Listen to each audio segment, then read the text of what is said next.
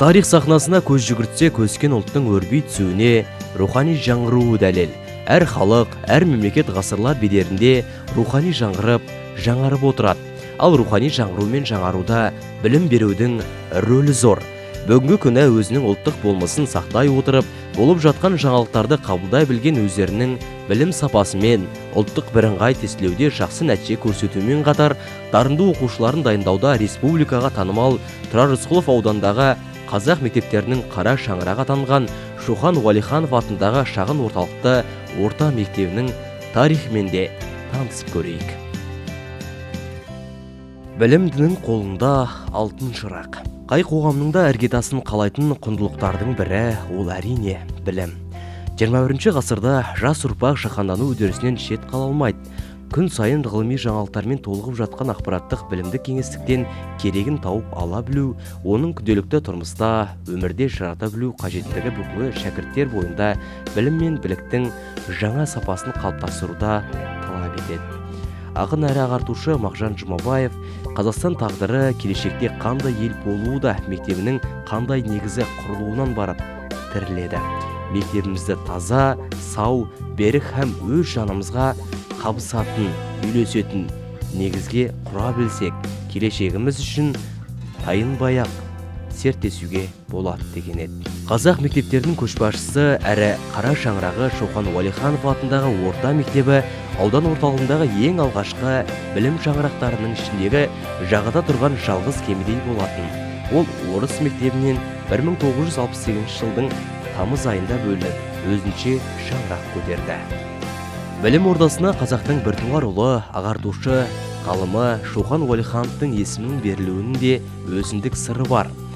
Халқымыздың кемеліне келіп, өркендеуі үшін ең алдымен азаттық пен білім керек. Ұлы ғалымның осы бір қанатта сөзін бойтұмар етіп алып, ұлтының мақтаншына айналуды мақсат еткен, үмітін үкілеп, арманын аялап, партаға отырған шәкірттерге ақылдың әрін, білімнің нәрін бойына сіңіруге тырысқан ұстаздар даналық әліппесін бастап та кеткен. Әрбір білімгер өз жерімен оның байлығының иесі болу үшін жаңа технологияларды меңгеріп, жаңаша өмір сүрудің жолдарын үйренудің жолдарын білуі тиіс дейді мектеп директоры Шолпан Ергетайқызы Дайрабаева. Мектеп жаңартылған білім беру мазмұнына сәйкес адам капиталын дамыту, оқушылардың игілігі үшін жұмыс жасау бағытында елеулі жұмыстар атқаруда. Атап айтатын болсам, соңғы 3 жылда үздіксіз және тұрақты түрде ұлттық бірыңғай тестілеу нәтижесі бойынша мектебіміз тұрақты түрде 73% білім сапасын беруде. Алтын белгі иегерлерін дайындауда да мектептің жетістіктері бар. Атап айтатын болсам, Тырышбай Ақерке, Тоқтамысова Құралай, Елемес Аружан, Қонысбай Ақтолқын сынды оқушыларымыз алтын белгі иегері атанып, қазіргі уақытта грант иегерлері атанып, жоғары оқу орындарында өз білімдерін жалғастыруда. Мектебіміз дарынды балаларды дамыту бағытында нәтижелі еңбектер атқаруда. Атап айтсақ, республикалық абай оқулары байқауының бас жүлдегері Қамшыбек Ахмет, республикалық жырлайды жүрек Мұқағали оқуларының жүлдегерлері Әміреев, Жәнібек, Оразбаев, Есмат, Маликайдар, Әсем сынды оқушыларымызды айтуға болады. Егер қоғамның даму кілті білімді адамдардың жаңаша қызмет атқаруы керек ететін болса, сол жаңашыл адамдарды болашақ қоғам мүшелеріне білім мен тәрбие беруді жүзеге асыратын мамандар дайындайтын да осы білім ошақтары. Ұлт жоспарын орындауда әр саланың өзіндік үлесі болса, ұстаздардың да көтерер жүгі аз емес.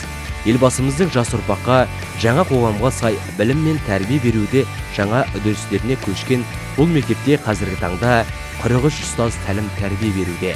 Олардың 8-і мұғалім, жоғары санатта. 16 мұғалім бір санат жаңартылған білім беру маусымымен қаруланған мектептің тәжірибелі ұстаздары. Атап айтар болсақ, директордың бейінді істер жөніндегі орынбасары Жақсыгүл Абатова, оқу ісінің меңгерушісі Шакизат Шонатаева, Көп жылдан бері жемісті еңбек етіп келе жатқан тәжірибелі ұстаздар Аселина Шахноза, Шалабаев Смағұл, Молдабеков Дүйсен, Нарманбетова Раухан, Исаева Күлсін, сондай-ақ Қазақстан Республикасы білім министрі Ерлан Сағадиевтің құрмет грамотасының иегерлері Бекебаева Жұлдыз, бастауыш сынып мұғалімдері Жанабердиева Калима, Жақсыбаева Әсел, Асенова Әсел, Бақылова Айгүл, мектеп психологы Малибаева Айжан, Намилиева Айнұр, Рахымбекова Сымбат, Бекмұратова Айжан, Көшкінбаева Сәуле, Әкімбаев Мейірбек секілді ұстаздар жаңа технологияларды білім беру жүйесіне енгізуге келелі жұмыстар атқаруда. Нұрсұлтан Назарбаев зияткерлік мектебінің тәжірибесі бойынша мектепте 100 кітап 100 ән жобасымен атқарылып жатқан іс-шараларда баршылық. Білім министрі Ерлан Сағадиевтің құрмет грамотасының иегерлері Исаева Күләш, Ниязова Мариягүл. Елбасы Нұрсұлтан Назарбаев өзінің болашаққа бағдар рухани жаңғыру атты мақаласында тұлғаның рухани жетіліп, тұлғалық келбетінің айшықталуы оның өсіп өнген туған жермен байланады. Әрбір өлкенің халқына суықта пана, ыстықта сая болған біртуар перзенттері бар. Оның бәрін жас ұрпақ біліп өсуге тиістеді. Еліңнің ұлы болсаң, еліңе жаның ашса, азаматтық намысың болса, қазақтың мемлекетін нығайтып, көркейту жолында тереңді төгіп еңбек ет. Жердің де, елдің де иесі екеніңді ұмытпай дейді елбасымыз. Ендеше, ел сенімін ақтау болашақ шәкірттер үшін үлкен міндет пен абырой екенін түсінеді мұндағы барша ұстаздар қауымы. Осылайша, ұлылығымызды дәріптеу, жаңғырудың алғы шарты болса, дарынды баланы тәрбиелеу басты міндетіміз дейді ұстаздар қауымы. Шоқан Уәлиханов атындағы шағын орталықты орта мектебі коммуналдық мемлекеттік мекемесінің дарынды оқушылар туралы мәліметтері. Ахмет Қамшыбек республикалық абай оқулары байқауының бас жүлде иегері, облыстық пән олимпиадасының жүлдегері. Аружан Базарбаева оқу озаты республикалық күйші сазгер байқауының жеңімпазы. Жәнібек Әмреев республикалық жырлайды жүрек байқауының жеңімпазы.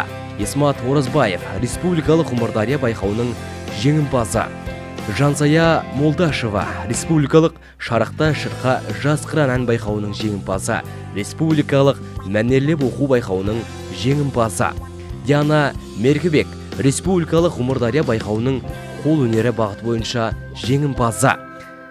Жандарбек Семенов республикалық облыстық байқаулардың бейнелеу өнері бойынша жеңімпазы. Бекзат Орыспай республикалық облыстық ән байқауларының жеңімпазы.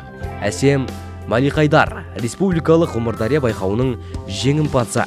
Меркібай Алинур республикалық Атадан мұра байқауының көркем сөз жанр бойынша жеңімпазы. Алтынбек Төлеби баскетболдан жеңіл атлетикадан облыс жеңімпазы. Мұхтар Бекзат баскетболдан аудан және облыстың жүлдегері. Аңсар Базарбаев баскетболдан аудан және облыстың жүлдегері. Назым Танаш қызы футболдан баскетболдан аудан жеңімпазы. Аяжан Меркібай да футболдан баскетболдан аудан жеңімпаздары. Біздің мақсатымыз айқын, бағытымыз белгілі. Ол әлемдегі ең дамыған 30 елдің қатарына қосылу. Елдің болашағы жастар біздің қолымызда. Мақсатқа жету үшін бәріміз бірге ат салсамызда. Мемлекет пен ұлт құрыштан қойылып, қатып қалған дүние емес, үнемі дамып отыратын тірі ағза іспетті. Ол өмір сүру үшін заман ағымына саналы түрде бейімделуге қабілетті болып келу керек. Осы сөздердің астында үлкен мағына жатыр. Біз үнемі даму үстінде болуымыз керек.